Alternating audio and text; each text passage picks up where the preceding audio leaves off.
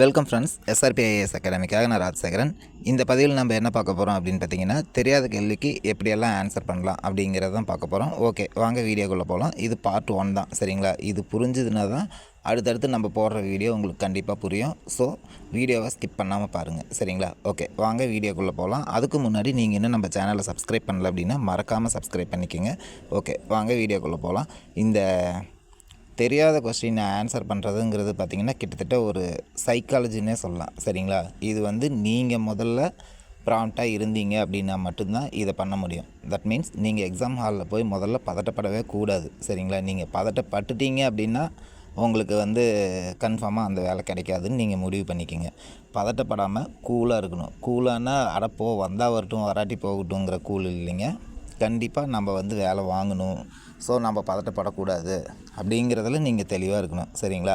இதுக்கு நீங்கள் பொறுமையாக இருந்தீங்க அப்படின்னா தான் உங்களால் கொஸ்டினையும் ஆன்சர் இருக்க ஆப்ஷனையும் ஃபஸ்ட்டு நீங்கள் செக் பண்ணவே முடியும், சரிங்களா?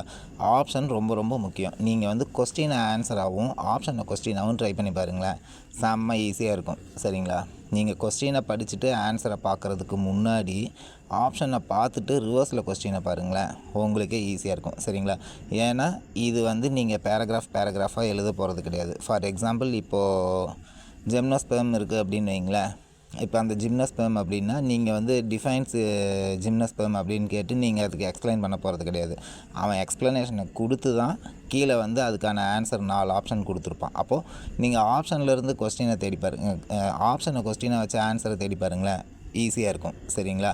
அதுக்கு முன்னாடி டைம் மேனேஜ்மெண்ட் ரொம்ப ரொம்ப முக்கியம். இப்போ லாங்குவேஜ் இருக்குது அப்படின்னா, இப்போ குரூப் 4 இருக்குது, குரூப் 2A இருக்குது அப்படின்னா, நீங்கள் தமிழோ இங்கிலீஷோ எடுத்திருக்கீங்க அப்படின்னா அந்த தமிழோ இல்லை இங்கிலீஷோ 1 மணி நேரத்தில் முடிக்கிறதுக்கு என்ன வழியோ அதை பார்க்கணும். ஏன்னா நான் ஆல்ரெடி ஒரு வீடியோ போட்டிருக்கேன்.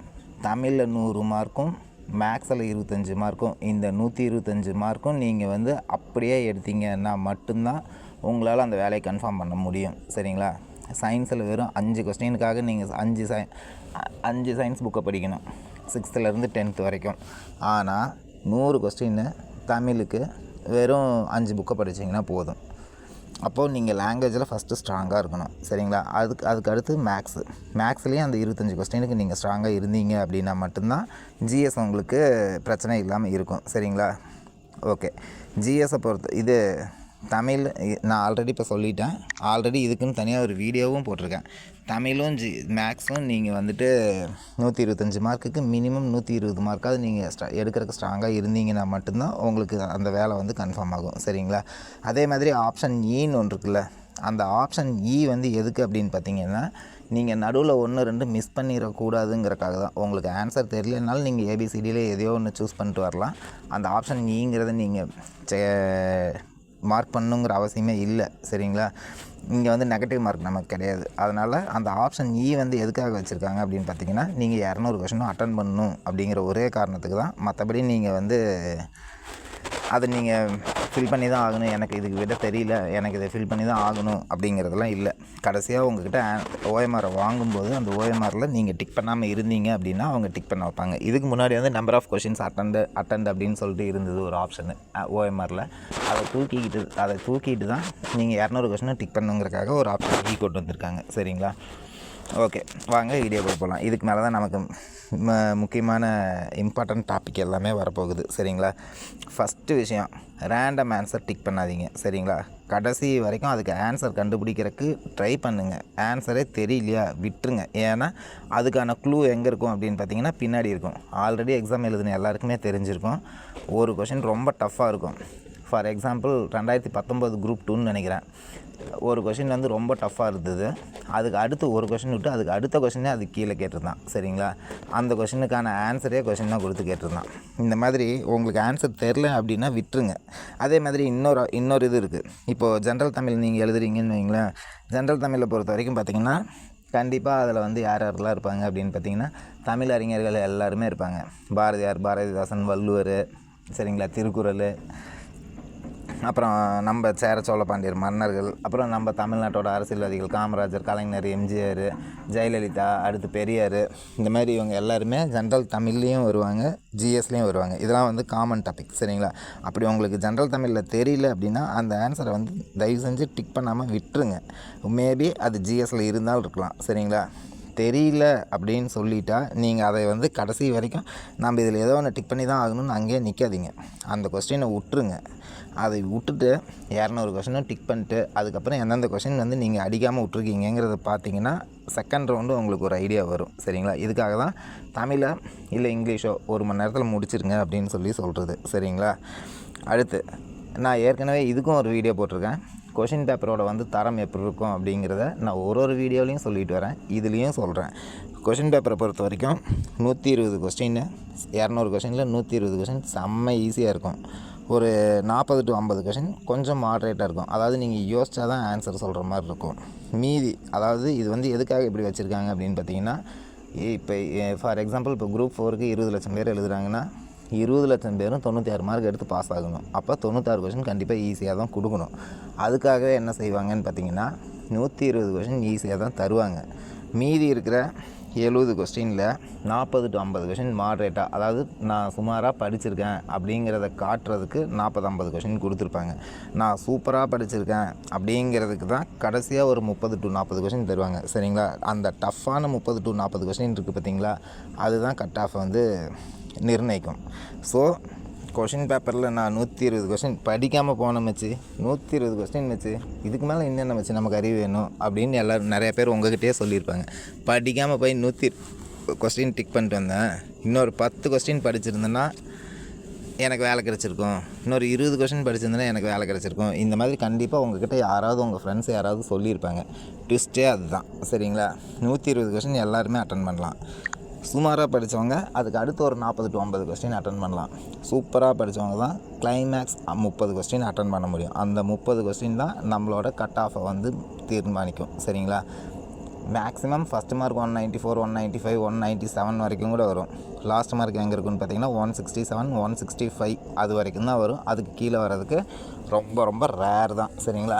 அதெல்லாம் பார்த்திங்கன்னா டைப்பிஸ்ட்டு, ஸ்டெனோ டைப்பிஸ்ட்டு அந்த மாதிரி தான் வரும். காமன் டு ஆளுக்கு அவ்வளோவெல்லாம் வரவே வராது. அப்படிங்கும்போது நீங்கள் கண்டிப்பாக சூப்பராக படிச்சிருக்கணும். படிக்காமல் போனால் 120 கொஸ்டின்னு, சுமாராக படிச்சுட்டு போனீங்கன்னா 150 கொஸ்டின்னு, நல்லா படிச்சுட்டு போனீங்கன்னா மட்டும்தான் 170 கொஸ்டின் சரிங்களா. ஓகே, இப்போ தான் மெயின் உள்ளேயே என்ட்ரு ஆகிறோம் சரிங்களா.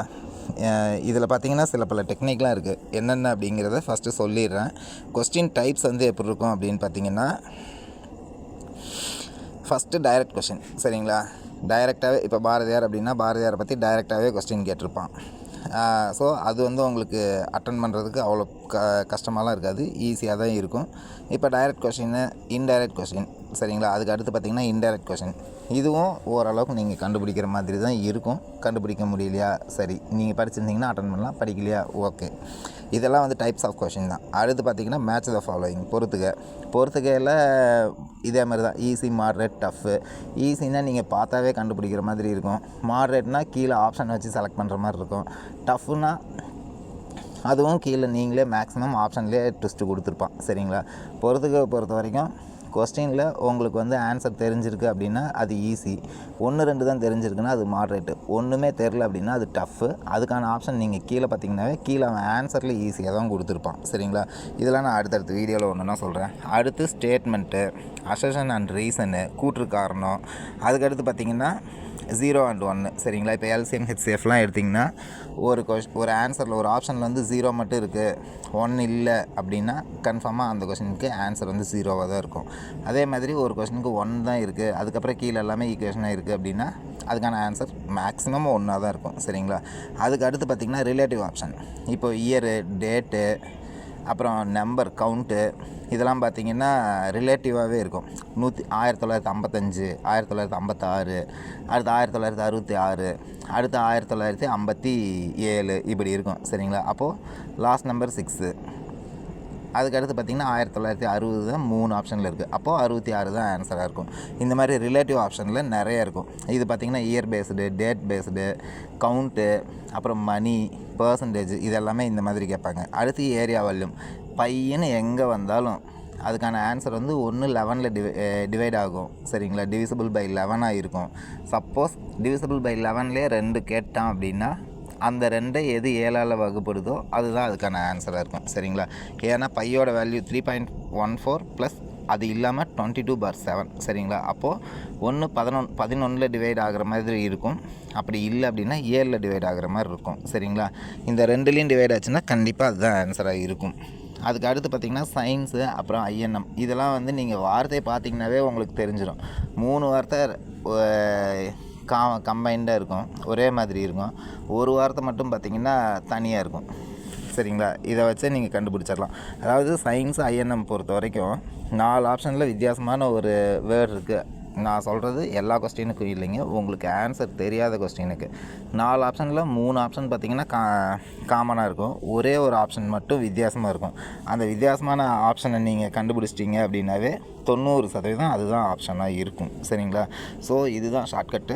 இது வந்து இன்ட்ரோ வீடியோ தான், பார்ட் 1. இதுக்கு அடுத்து டைரக்ட் கொஷின், இன்டைரக்ட் கொஷின், இது ரெண்டுக்கும் எப்படி ஷார்ட்கட்டில் கண்டுபிடிக்கிறது, மேட்ச் த ஃபாலோயிங்கில் எப்படி கீழே ஆப்ஷன் வச்சு கண்டுபிடிக்கிறது, மேலே கொஸ்டினை வச்சு கண்டுபிடிக்கிறது சரிங்களா. அடுத்து statement, assertion and reason, statement, assertion and reason, இது ரெண்டுலேயும் எப்படி கண்டுபிடிக்கிறது, 0 and 1 எங்கே வரும் எப்படி வரும், ரிலேட்டிவ் ஆப்ஷன்ஸ் எங்கே வரும் எப்படி வரும், ஏரியா அண்ட் வால்யூம் எங்கே வரும் எப்படி வரும், சயின்ஸ் அண்ட் ஐஎன்எம்மில் எப்படி நான் சொன்ன மாதிரி கேட்டிருக்காங்க அப்படிங்கிறத அடுத்தடுத்த வீடியோவில் பார்க்கலாம் சரிங்களா. Okay friends, bye bye. SRP IAS அகாடமிக்காக நான் ராஜசேகரன் சரிங்களா. Okay friends, by.